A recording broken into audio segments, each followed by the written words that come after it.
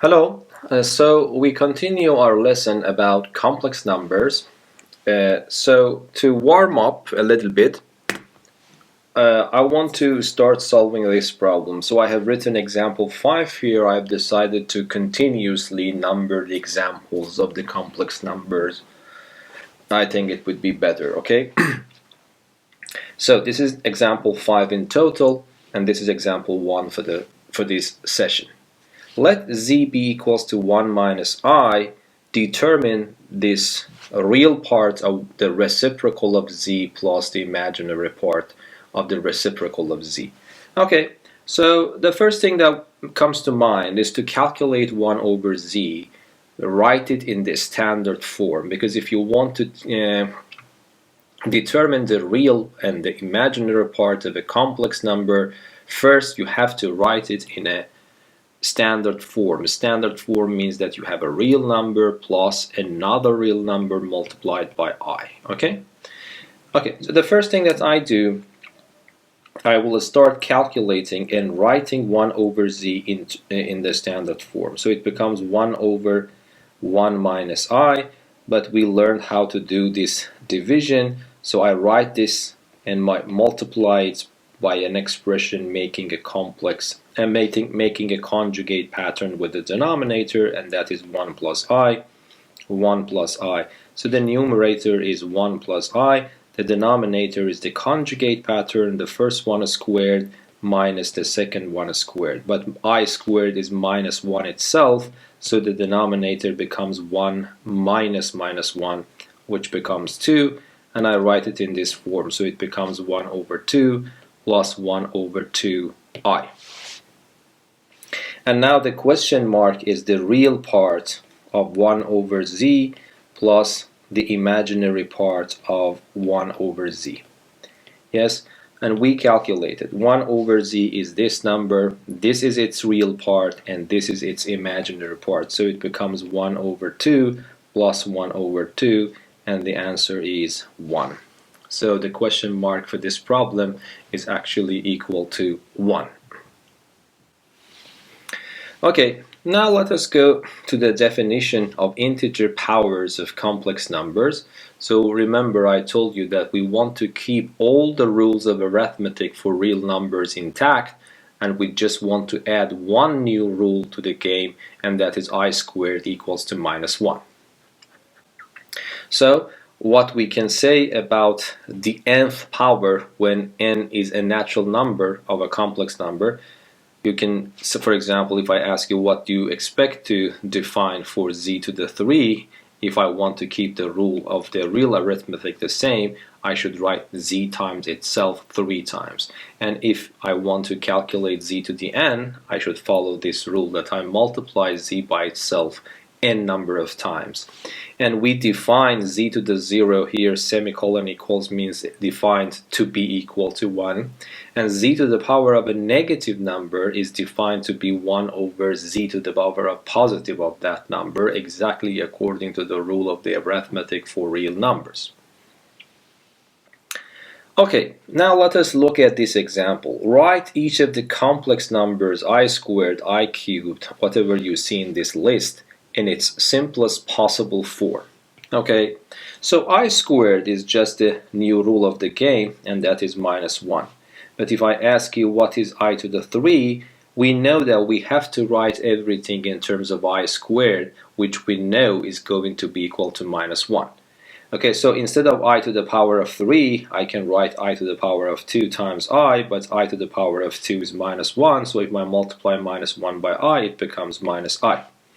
And if I give you I to the 4, of course I can multiply both sides by I, but assume that you want to calculate this all from scratch. So what you want to do, you would write this in terms of I squared. But if I ask you what is I squared, you definitely will say it's minus 1, and you see a power of 2, minus 1 to power of 2 is 1. So I to the 4 is 1. I to the 5, if you want to calculate I to the 5 from scratch, you write it as I to the 2 multiplied by an extra I. But I to the 2 is minus 1 to the 2, and then multiplied by I. Minus 1 to the 2 is just 1 times I is I. And then, for example, I to the power of 243, you can write it as I squared to the power of 121. So far it becomes 242, but I have an extra I left, so I multiply it. And then I have minus 1 to the power of 121, because I squared is minus 1. And then I have this one, but because 121 is an odd number, minus 1 to that number is minus 1, and it becomes minus I. And now if I ask you what is I inverse, according to the definition you can write 1 over I. Of course this is quite okay, but if you want to write it in the standard form, this is not still the standard form. So the trick here is to multiply the numerator and the denominator by an extra I. So let me multiply by extra minus I. You will see, because minus I is what we call the conjugate of the denominator. Okay? We will talk about the conjugate of complex numbers shortly. So then this becomes minus I, and the denominator is minus I squared. But I squared is minus 1, so minus I squared is just 1. So and this becomes I. And this is also interesting, so let me write it here for you. So I, the imaginary unit, the reciprocal of the imaginary unit, is its opposite, it's negative to itself. And that's an interesting property, yes? So in principle, let me write this 1 over I, which means I to the negative 1, according to this calculation, is equal to the negative of that expression itself. Okay, so let me put this in a box. Okay, now we want to go to I to the negative 2, and of course it is clear what to do. It becomes 1 over I to the 2, but I to the 2 is nothing except minus 1 by definition, so it becomes minus 1. And for example, if I ask you calculate I to the power of negative 13, you can write 1 over I to the power of positive 13, but instead of I to the power of positive 13, you can write it in terms of I to the 2 by writing it in this form, yes? But I to the 2 is negative 1, negative 1 to power 6 is positive 1, so it becomes 1 over I again, but we know that 1 over I, if I want to write it in a standard, according to what I wrote in this box, is equal to minus I. So these kinds of calculations you can do with I, with powers of I. Okay. Determine the real and imaginary parts of this complex number. Okay, so this we have extremely high power of a complex number. If you want to raise it to power 100, you might think that, okay, I use the binomial theorem, which is of course possible, but it's really time consuming, but it contains 101 terms, yes? But is there any simpler way to do that? The answer is yes. So for example, if you want to calculate a very high power, be a little bit optimistic, I would say, and raise it to power 2 or 3 small powers to see what is going on. Might be you can understand what is going on if I go to very high powers. So with this in mind, I would start raising this to power 2. And then according to the rule, it becomes the first one to the 2 plus 2 times the first one times the second one plus the second one to the 2. But the interesting thing happens here, because I squared is nothing except minus 1, and this 1 and minus 1 are cancelled, and I get 2i. And then I can raise both sides suddenly to power 50, yes? Because when this expression is equal to this, my goal is somehow to realize what is the 100th power of 1 plus I, and then for that reason I raise both sides to power 50. This will immediately give me the expression that I want, but the right hand side becomes 2i to the power of 50. But then the left hand side, as I told you, it becomes to the power of 100. The right hand side becomes 2 to the power of 50, I to the power of 50. But I want to find the imaginary and the real parts of this number, so it is not still in the standard form because I have I to the power of 50. But what is I to the power of 50? Let me do the calculation here. It is nothing except I squared to the power of 25. I squared is minus 1 to the power of 25. 25 is odd, so it becomes minus 1. And if I put it back here, this means that 1 plus I to the power of 100 is equal to minus 2 to the power of 50. That's also interesting again to see that I have an even power, yes, of a complex number, but the answer again turns out to be negative, which was not possible at all when we were doing arithmetic with real numbers. Okay, now we want to calculate the real part and the imaginary part. So you see that you can interpret this number to be this number, the real part plus 0 times I. There is no track of I, yes? So it means that the real part is minus 2 to the power of 50, but the imaginary part is 0. So let me write the real part of 1 plus I to the power of 100 is equal to minus 2 to the power of 50, and the imaginary part of that number is equal to 0.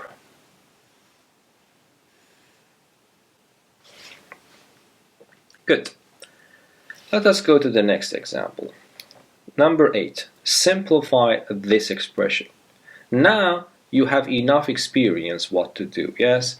So you might have enough experience from the previous case to actually do this.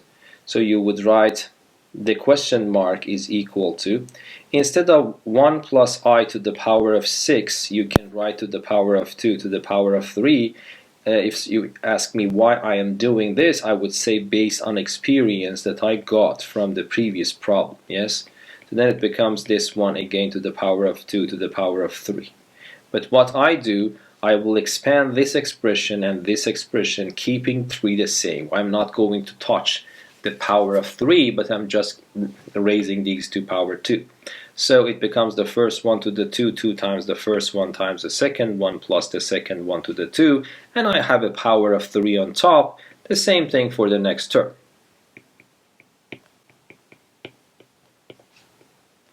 But again, you know that this expression is just minus 1. This one is also minus 1. So these two are cancelled. These two are cancelled. So what is left for me is 2i. Let me just write it once more. 2i to the power of 3 plus minus 2i to the power of 3. So 2i to the power of 3 is 8i to the 3, and the other one is minus 8i to the 3. And you see that I don't need to calculate anything, so the answer would be 0. Okay. Now let us go to the next example. Determine the least natural number n such that this expression is equal to 1. Okay, so one thing that I want to mention is that don't think that you can take the nth root from both sides. If you want to do this, you need to, of course we can do that, but it is technical. We need to know the lesson about that. If you just do it naively, you will consider that 1 plus I divided by 1 minus 1, I is 1, yes? Because if we are working in real numbers, I can take the nth root, and of course if n is even, I have to put plus and minus. If n is odd, I just keep it 1. But then you will be in trouble. For example, if you want to follow this, then it becomes 1 plus I equals to 1 minus I, then this will cancel, and then you get 2I equals to 0. So this means that taking an nth root when we are dealing with complex numbers is a little bit technical. So this one that I did it here is only one possibility. This is not all possibilities. So you need to consider different possibilities.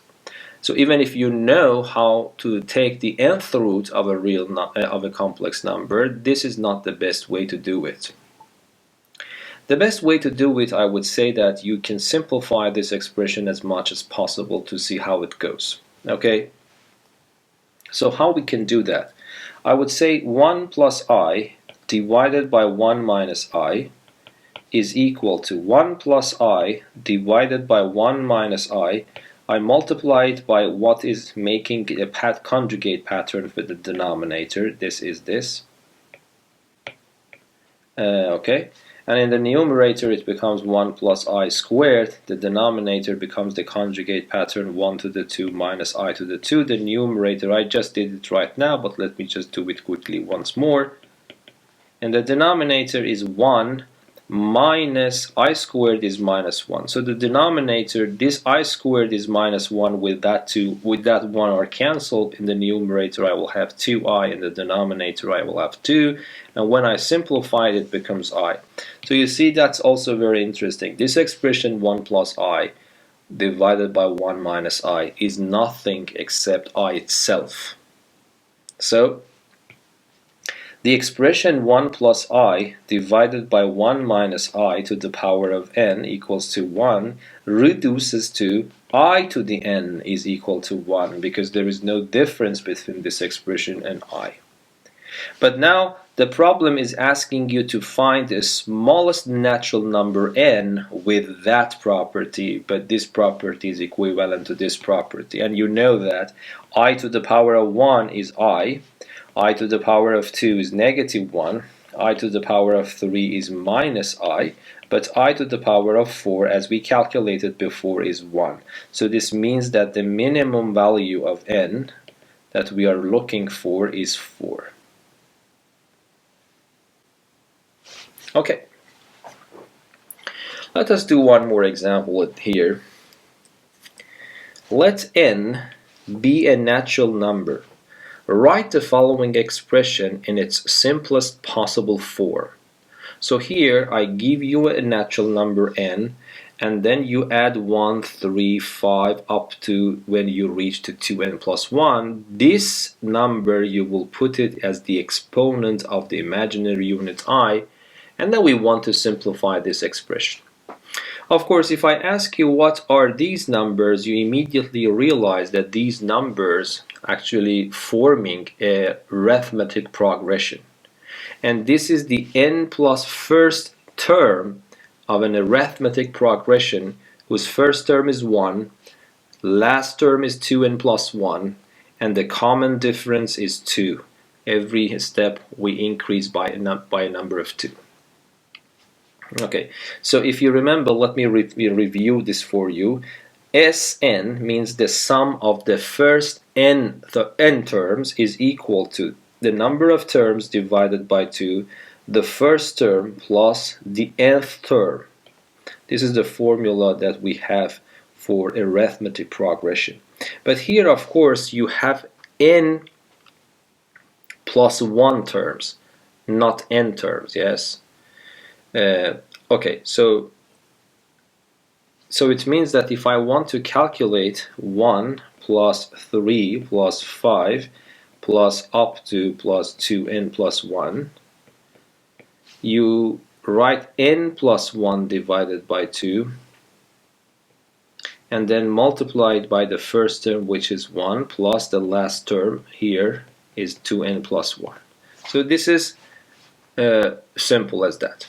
Let me simplify this as much as possible. So I would write n plus 1 divided by 2 in the pair of brackets. 1 and 1 add together, so it becomes 2, so it becomes 2n plus 2. Now if I factor a 2 out here, this 2 that I pull out will cancel this 2, so what is left for me is n plus 1, and what is left in the pair of brackets is another n plus 1, so this becomes n plus 1 to the 2, and then I write it as n squared plus 2n plus 1. So the expression A that I am looking for is I to the power of n squared plus 2n plus 1. It's much simpler, yes? I to the n squared plus 2n plus 1 instead of this expression. But what can I do now? Okay, so what can I do? Between these two terms, I factor an n out, so it becomes n times n plus 2, and then I multiply it by I to the power of 1, yes? Because if I combine these back together, I will get the same thing. Okay, why I did this? Because I don't know the value for n. N can be any natural number. And it is a priori not clear I to that power. You see, if I go to the previous exercise, you see the output of powers of I, or sometimes -1, I to the power of 1 is I itself. I to the power of 2 is -1, I to the power of 3 is negative I to the power of 4 is 1. So you see that there are 4 possibilities for powers of I: -1, +1, I, minus I. Okay, and then if you see the list, it will continue. So these are the possibilities. But here we don't know exactly what we have to do, so it means that I have to decide about this part. How should I do that? I would say that we consider 2 cases, okay? N even and n odd. So let me consider n even. When you say n is even, it means that n is 2 times a natural number. Yes, that's the meaning of being even. So a becomes equal to I to the power of 2m multiplied by 2m plus 2 multiplied by I. So what I have done, I am assuming that n is even, so instead of n, I am just putting 2m. m is a natural number. But then you see that this 2 and this 2 can be factored out. It becomes 4. So this becomes I to the 4m times m plus 1, and then multiplied by an extra I. But I can write I to the 4. So let me write it in this way if I want to start everything from scratch. I to the 2 to the power of 2m. So let me write it again in this. I to the 2 to the 2, and then again to the power of m times m plus 1. Yes? And then I have an extra I here. So if I ask you what is this, you would say that this is I to the 4, and then 4 will be multiplied here. So what I have written is completely right. But this one is -1. -1 to the power of 2 is +1. +1 to any power becomes 1, and 1 multiplied by I becomes I. So the answer in this case is I. But what happens if n is odd? What is the meaning of n being odd? It means that this is equal to 2m minus 1, yes? This is some odd number. So let me write 2m plus 1. It doesn't matter actually. It only changes the starting point. So n is equal to 2m plus 1. And then I will go back to my original expression, and this time instead of n, I put 2m plus 1 to see how it goes. Okay, so then the expression a becomes I to the power of 2m plus 1 multiplied by 2m plus 3, and then you have to multiply it by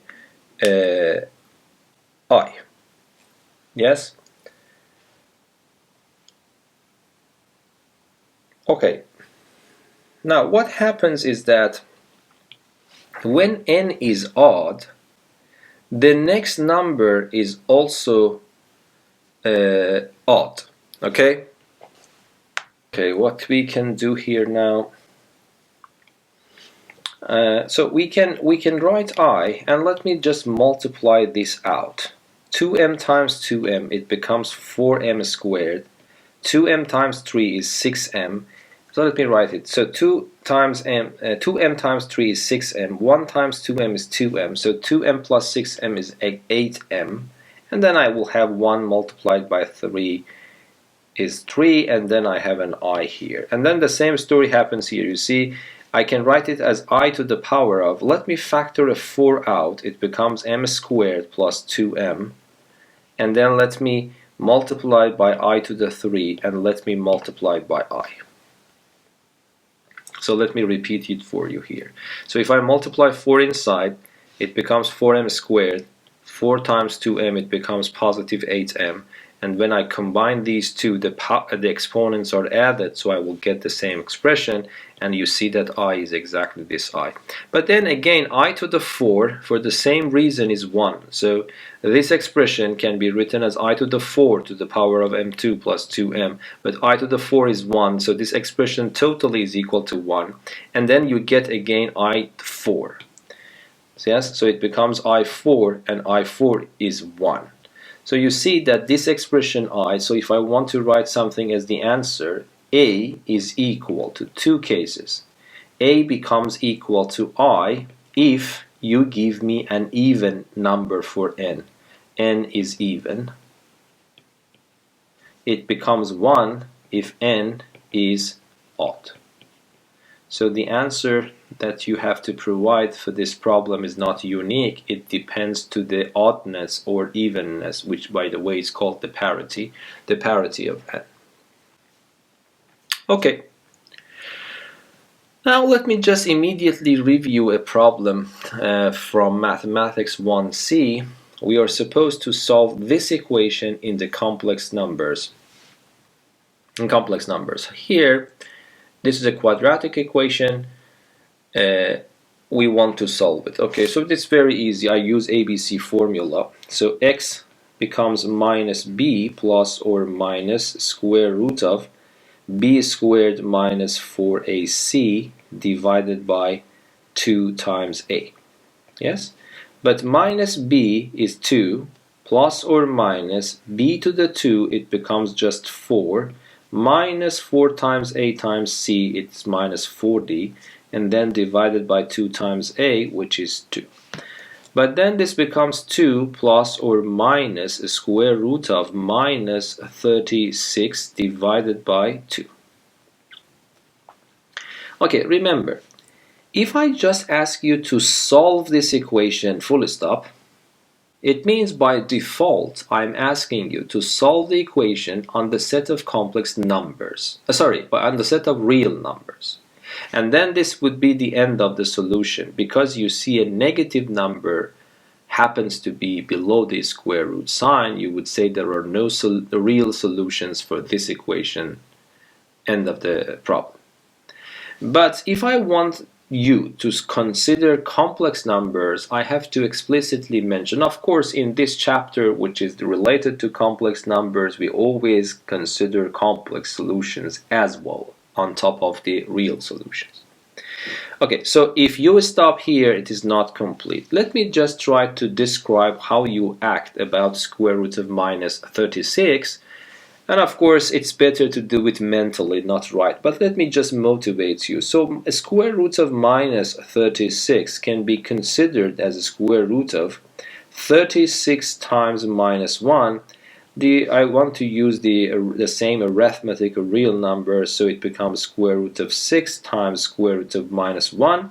But square root of 6 is 6. Square root of minus 1 is just the new rule of the game, and that is equal to I. So this means that if I apply this calculation there, it becomes 2 plus or minus 6i divided by 2. And I can divide 2 by 2, it becomes 1 plus or minus 6 divided by 2 is 3i. So the answers to the solutions to this equation are 2. Yes, one of them is 1 minus 3i, and the other one is 1 minus 3i, and both of them are complex numbers. Okay. But before leaving this title, so you see that I have given you real. So when you look at this equation, this is just a normal equation as if it is in the real number system, because the numbers involved are 10, minus 2, and 1. So A, B, and C are real numbers. But the problem is that when you start solving it under the square root sign for the delta function, for the ABC formula, you get a negative sign. You realize that you have to visit complex numbers actually.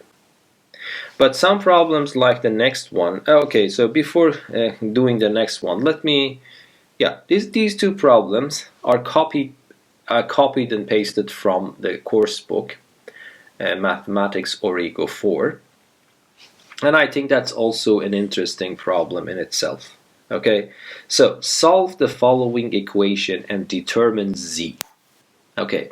Here you see that I am looking for z. So z itself appears in the equation, but there are the other parts. So imaginary part of z is directly involved in this equation, and z plus 1, its real part, is also directly involved in this equation.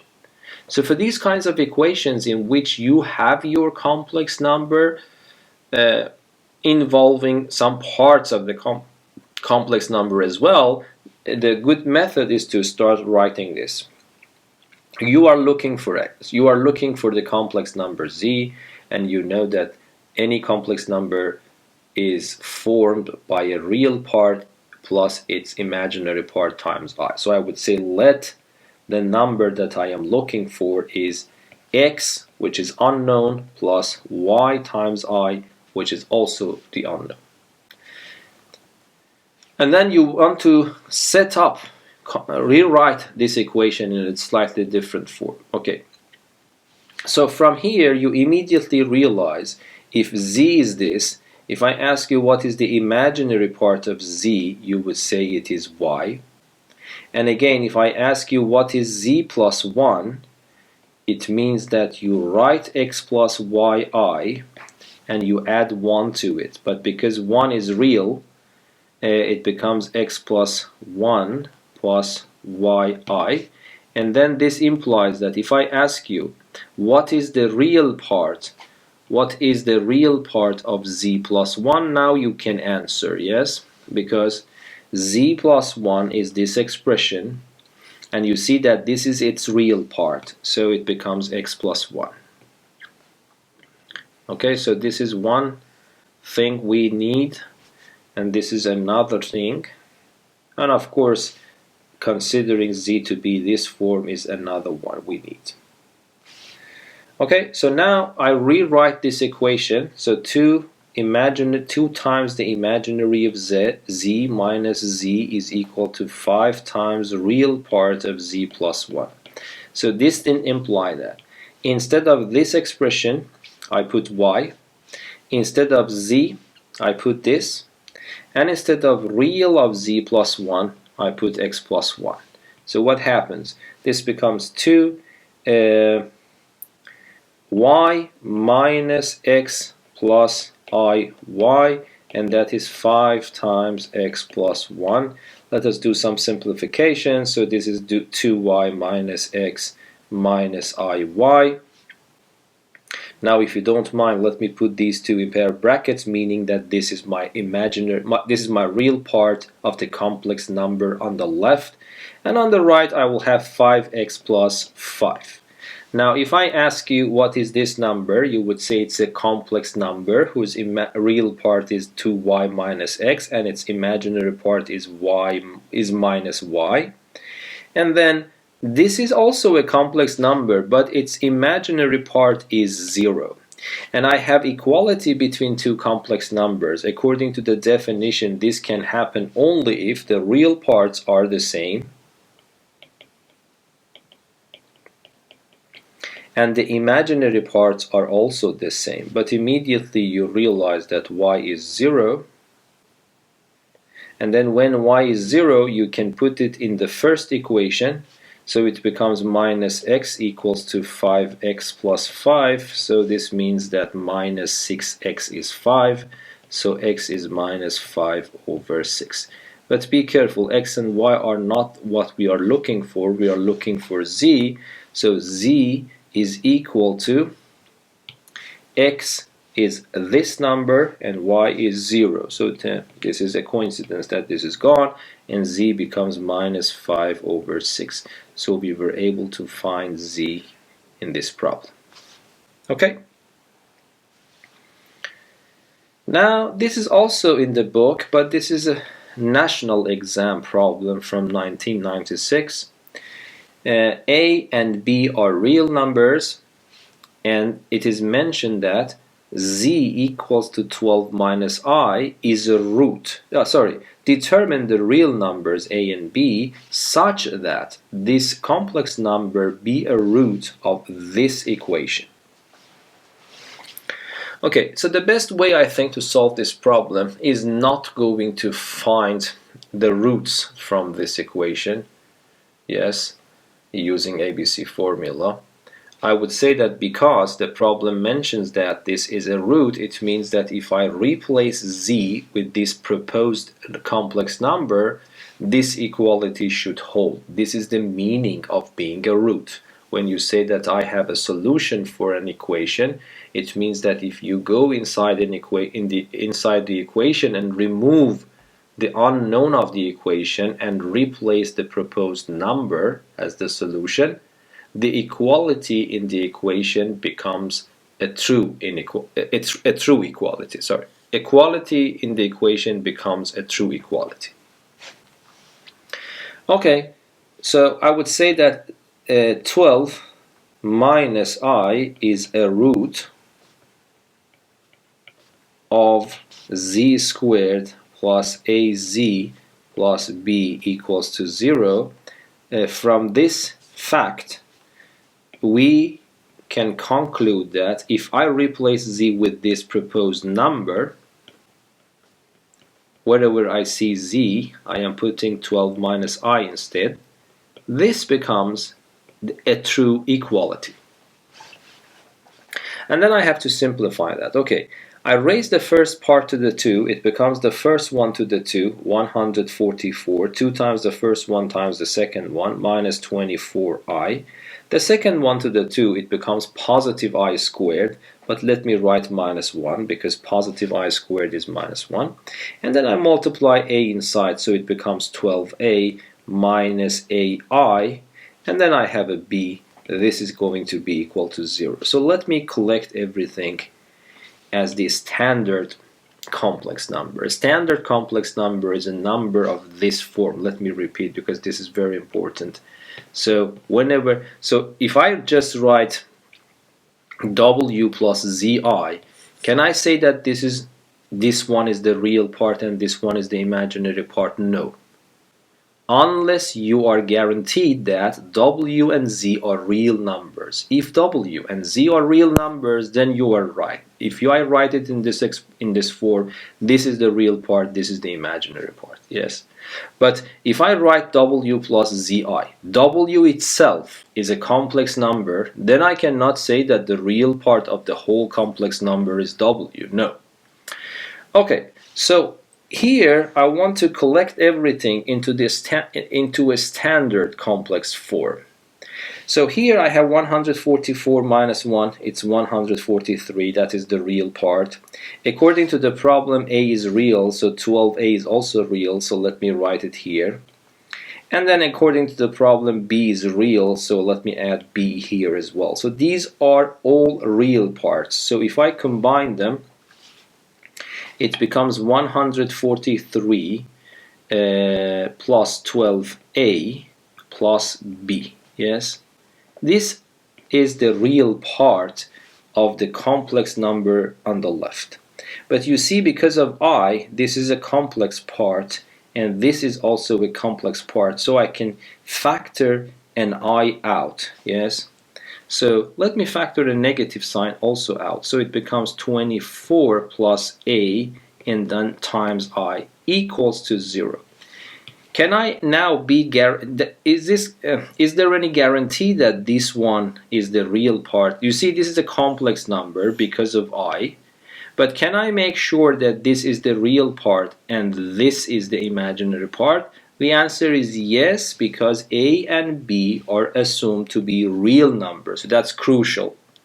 Then this is the real part and this is the imaginary part of the complex number on the left. What is the complex number on the right? It is 0, but 0 can be interpreted as 0 plus 0i.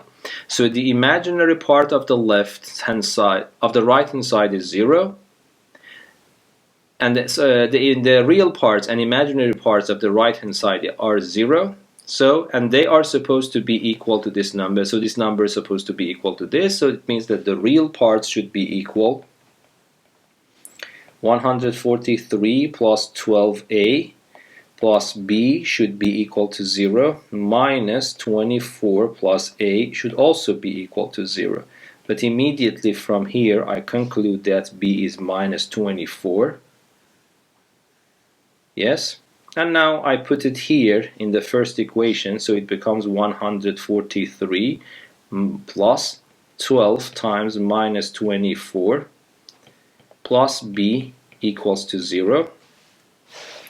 And I have to calculate this, so this becomes 143 minus 240, so it's minus 288 plus b equals to 0. So then b becomes 145. So this is also b. And the answer is actually this one, because the problem asks you determine a and b, and we already determined a and b. So it's let me repeat that being a and b being real is actually crucial.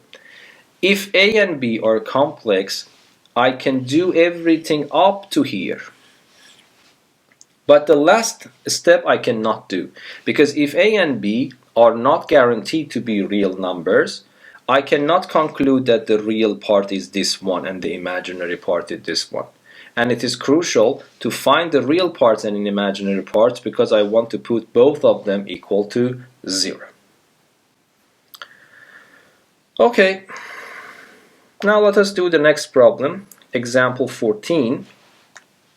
Here again, I have given you an example of a quadratic equation to solve, but this time it's evident that you have to work in complex numbers. You see that I haven't mentioned solve this equation in a complex number, because it's evident, because the coefficients are complex. And I have mentioned determine imaginary parts of the roots of the following equation. It's clear that first I have to solve the equation, find the roots, and then find the imaginary parts of those roots by writing them as a standard complex number. Okay, so here, let me be a little bit more patient. This number plays the role of a in the quadratic equation, and this number plays the role of b, and the whole expression, which I can write it as, I can take a negative sign out and write it as 5 plus 3i. So this is playing the role of this. And because this is a little bit lengthy problem, instead of starting immediately writing z, let me calculate what is under the square root sign in the ABC formula. b squared minus 4ac. So this becomes equal to, b squared becomes 16, 2 minus I squared, minus 4 times a, which is 8 times 1 plus I, multiplied by c. There is a negative sign here for c, negative sign here, so it becomes positive. And then I have 5 plus 3i. I have to simplify this as much as possible. So you see that there is an 8 here and a 16 here. So let me factor an 8 out. And then from this expression, 2 is left, and this expression to power 2. So I would write the 2 here, and I will raise this number to power 2, the first one to the 2, 2 times the first one times the second one, plus the second one to the 2. But second one to the 2 is I2, but I2 is nothing except minus 1. And I have factored 8 out, so what I do, I just multiply these two pairs of brackets. So it becomes 5 plus 3i.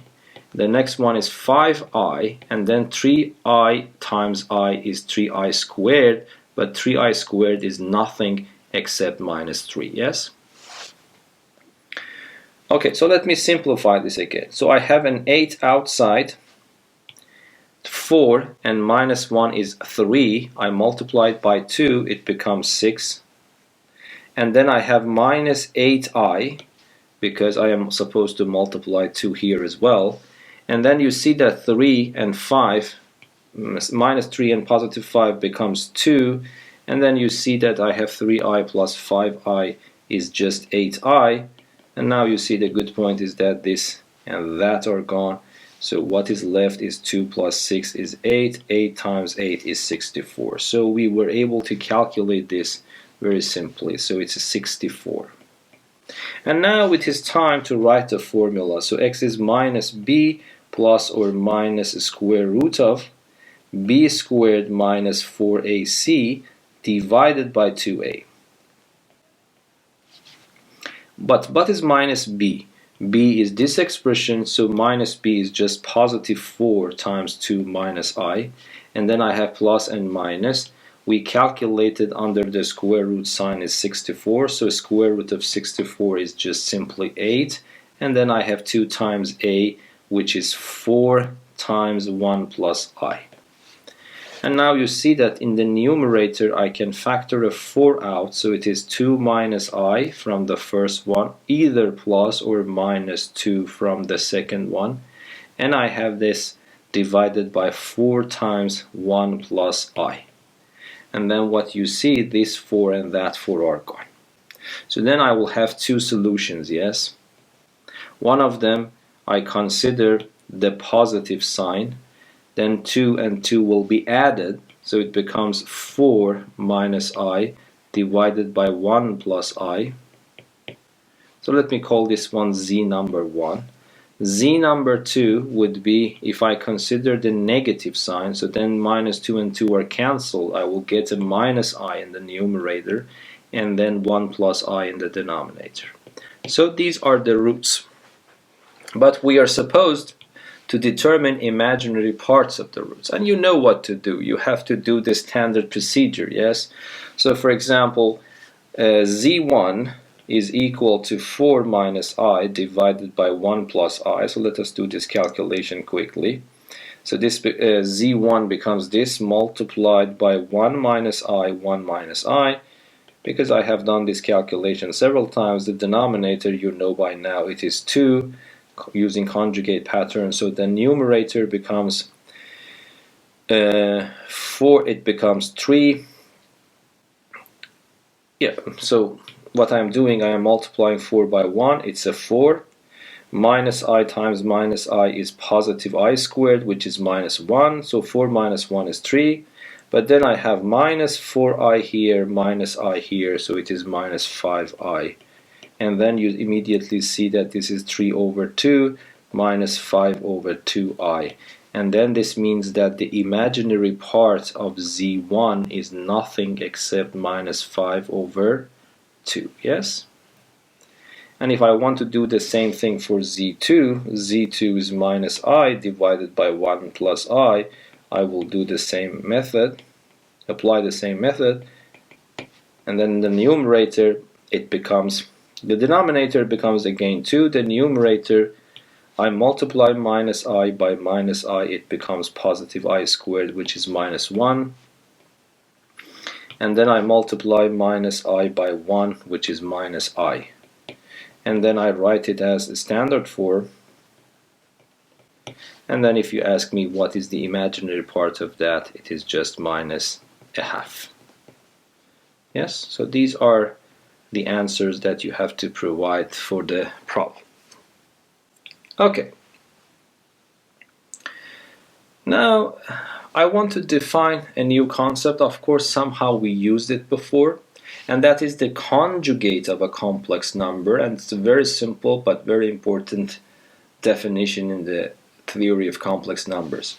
The conjugate of the complex number z equals to a plus bi is denoted by z bar. Usually if you see physics books that they are talking about mathematics, they show it with z star instead of z bar.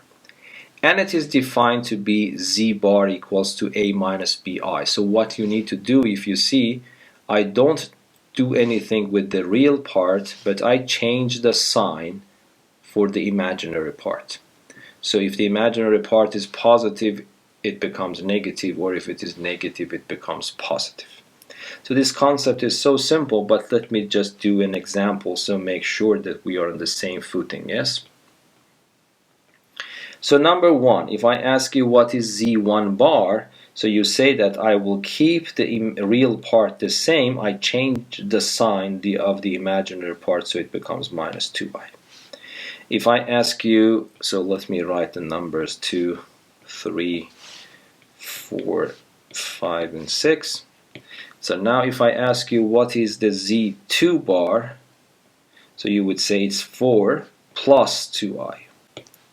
And if I ask you what is z3 bar, you don't do anything with the real part, which is minus the square root of 2 in this case, but you change the sign of the imaginary part. If I ask you what is the imaginary what is the conjugate of I? So remember, you can interpret this as the 0 for the real part and 1 times I. So if I don't do anything with the real part, it becomes 0. I have to change the sign of the imaginary part, it becomes minus 1 times I. But no one writes it so complicated because there is a better name for that, and that's minus I. So Z for bar is minus I. I recommend you to remember that. So I bar is minus itself. Okay, and if I ask you what is the conjugate of Z5, so Z5 bar, for the same reason, it becomes positive 2I, yes? This is also interpreted as 0 plus minus 2I, so this becomes 0 positive 2I. And now if I ask you what is this one, 5 can also be interpreted as 5 plus 0I. For conjugate, I have to keep the real part, but I have to change the sign of the imaginary part, but there is no difference between minus 0 and 0. So the answer is again 5. So if I have a real number, its imaginary part becomes itself. Sorry, its conjugate becomes itself. So very simple idea. Okay, but there is one theorem. There are two theorems actually. These statements that you see here are spread among the exercises and the problems in the book mainly. Okay, but I recommend you, if you want to understand the complex numbers in a better way, which is essential for those of you who are actually going to choose mathematics, applied mathematics, pure mathematics, or computer science, physics, and from engineering, for example, electrical engineering and its different branches, you really need to know complex numbers in a very good way. So for those people, I recommend you to at least know about these statements. If you don't want to memorize them, but you need to somehow know them, that these are the statements that you can use in solving problems in the complex numbers. Okay, I want to prove it because this is mainly, I told you, these are exercises in the book.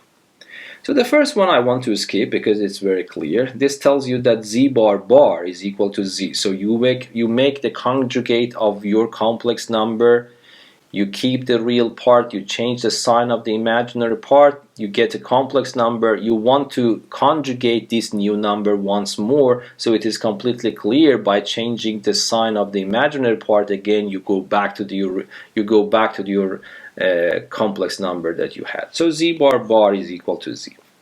This is also nice to know. If you add a number with its conjugate, it gives you 2 times the real parts of Z, which is very evident, but let me just solve it because it's an exercise in the book.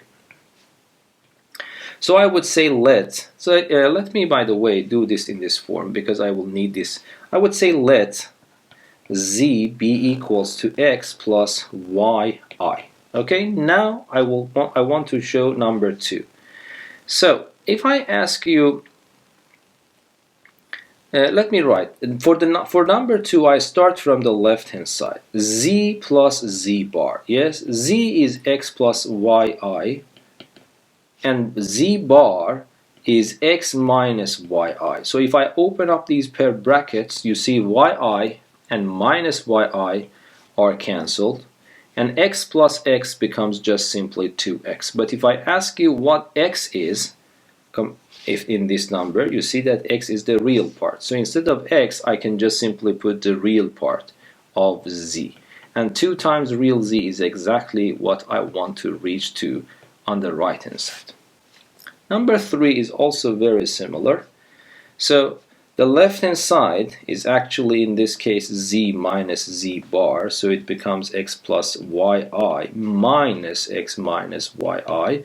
But if I open the first pair of brackets, it becomes again the same expression. The second one, open it up, it becomes minus X plus YI.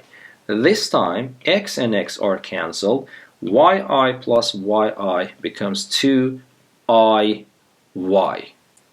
But if I ask you what is Y, you would say y is just the imaginary part of this number. So I have 2i.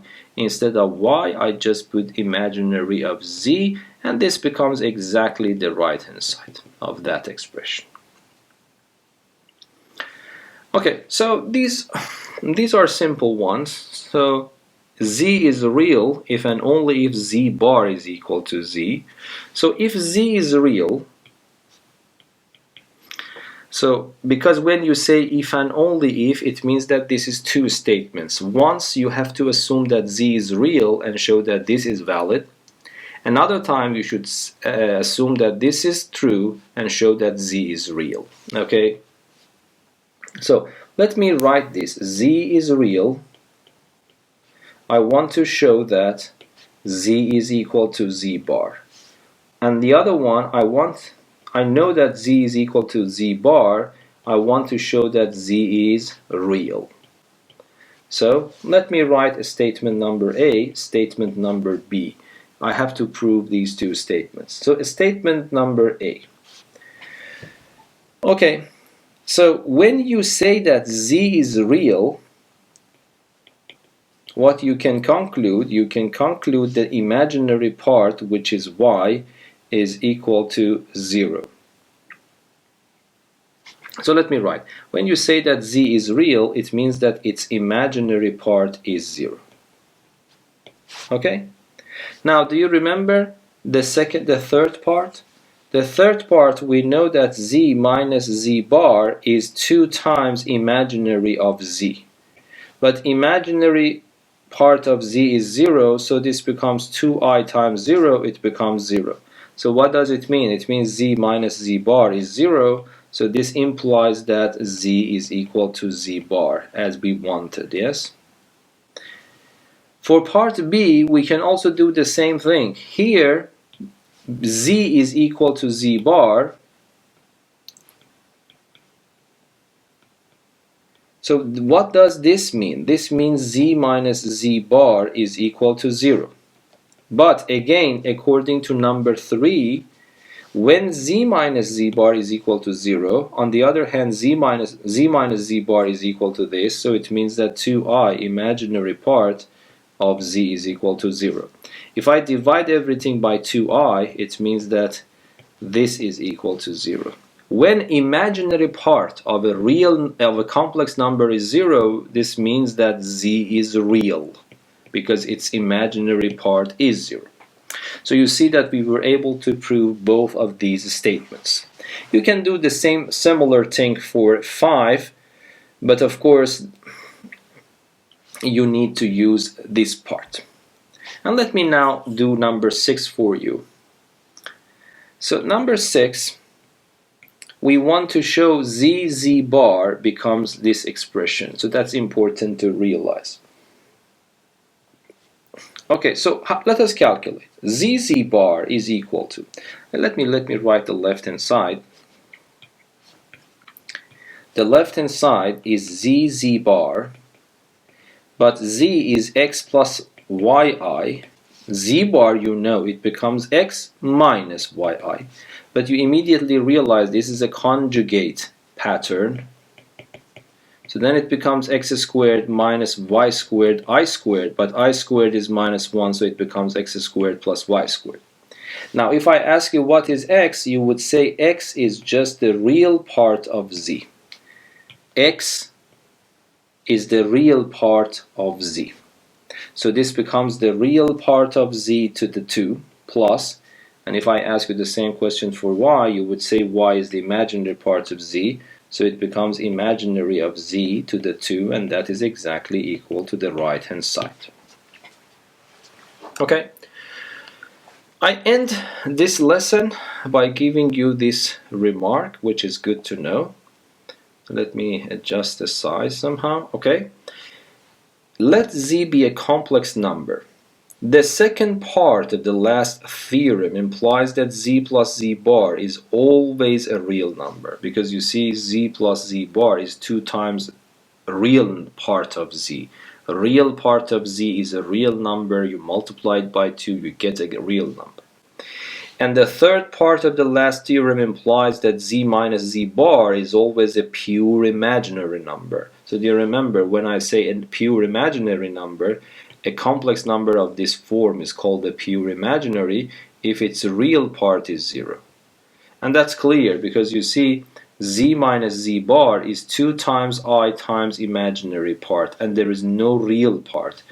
This number can be interpreted as 2 times imaginary of z, which is a real number, and then multiplied by I. If I ask you what is the real part is 0. And finally, the last part of the above theorem implies that z bar is a real number. We can say a little bit more. What type of real number? Non-negative real number, yes, because this power 2 plus this power 2 are positive. Don't get confused. I hope that you are not unhappy when I say that this 2 power 2 is non-negative, because it is not true, of course. You have I squared, which is minus 1, and it is not non-negative, it is negative. How can I be sure that this is non-negative? Because you see, it is a real part. It is the real part of z, which is a real number, to the 2. So definitely it is a non-negative number. And the same is true for this one. So non-negative, non-negative, z bar is non-negative. So it's very interesting. So if you start with complex numbers, with a complex number z, if you construct this combination, definitely you end up with a real number. If you construct this combination, you end up with a complex number, with a pure imaginary complex number. And if you make this combination, you end up with a non-negative real number. Okay, I will keep the lesson here and I will continue the lesson next session. Thank you for accompanying me. See you next time. Bye bye.